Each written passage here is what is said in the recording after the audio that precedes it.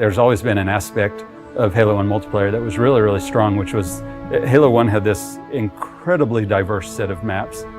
It really was this incredibly focused experience. It had this beautiful simplicity. It's not often that a game just addicts me like that, where I have to keep playing it. It was amazing to me just to see how our entire art team would just go down for entire evenings at a time, right? Just from 4 o'clock till 10 o'clock to just play Halo multiplayer.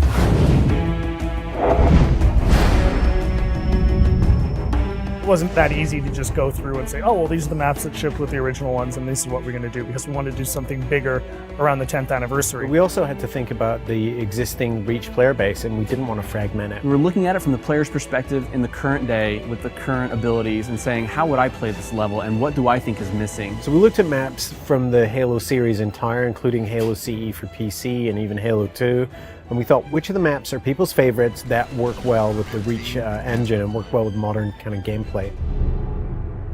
One of the things we kind of came back to was that we wanted people to take a look at the map and immediately think like, oh yeah, I loved that map. Beaver Creek was actually the first map that started the whole conversation of, are we going to enhance the maps or are we going to just do pure remakes? So for each of the maps, we're doing 2 modes. We're doing a classic mode, which is staying as true to the classic map layout as possible. And we're doing a kind of a default tweaked and refined mode. Because you have things like sprint and jetpack, we took the opportunity to put in some new spaces and some new routes. There are tunnels and areas that you can keep the flow of the gameplay moving, so it's not so much of a dead end when you get to the end of the canyon. It's still a small map. It feels bigger than it is. They don't feel as isolated. You feel very much like you're in a world that's alive and in flux. We want you to feel that pang of nostalgia in your chest every time you look at the map.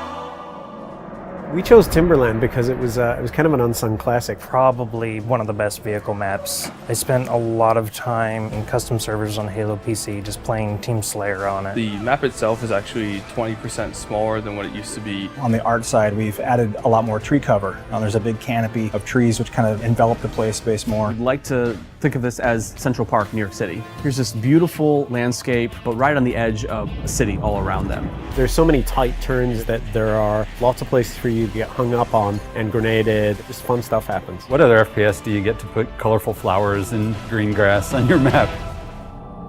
Another example of a map that was gray walls all the way through. I feel like you're just in a box with ramps. We decided to make it a prison by putting it in a place where it couldn't be accessed. We had to open up a lot of walls with windows. We even added glass to the floor. It's an interesting challenge to add navigation or even add new pathways that aren't dominated by jetpack in a purely vertical map. Added bridges and overhangs that change the flow of the map. We don't want to overdo it because if there's too much noise in a confined space, then the map gets just frustrating to navigate. The gameplay's still the same, but it makes you feel like you're in a much more dynamic world.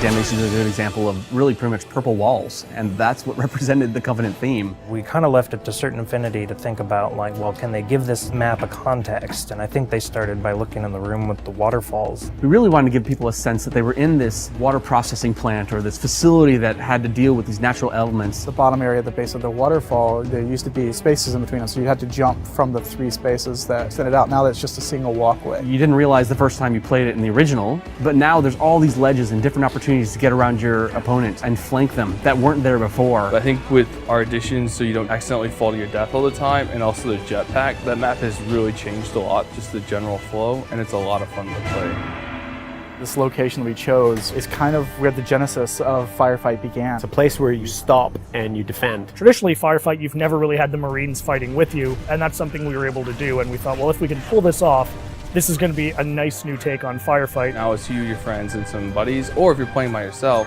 now you actually have some help. Honestly, there's just nothing better than hopping online with a buddy, getting in a warthog, just killing some grunts. It's fun. Normally with a title update, what happens is you download the title update and your world has changed forever. We couldn't really give them the existing Halo CE gameplay with an online component. This was the next best thing. A lot of the fun of Halo 1 is being able to use the Magnum again, and we wanted to allow you to use that in multiplayer. We were able to replicate the look and feel of the Halo 1 pistol with the standard pistol from Reach. 3 headshots, anywhere on the map, you're going to take an enemy down. We've made sure that we can implement these changes on a game type level, which means we can have a version of Slayer that is exactly as it's always been, and a version of Slayer with our title update changes. We're going to be releasing beta hoppers before the launch of Halo Anniversary, and we're going to utilize all the feedback we get from the millions of players to participate to help ultimately shape this title update.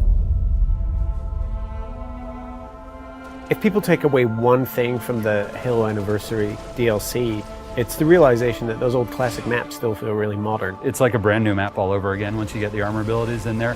The soul of all of these maps are still very present, and in fact, in many ways, they're enhanced now. Overall, the campaign and the multiplayer, it just hasn't aged in the way that we expected it to feel.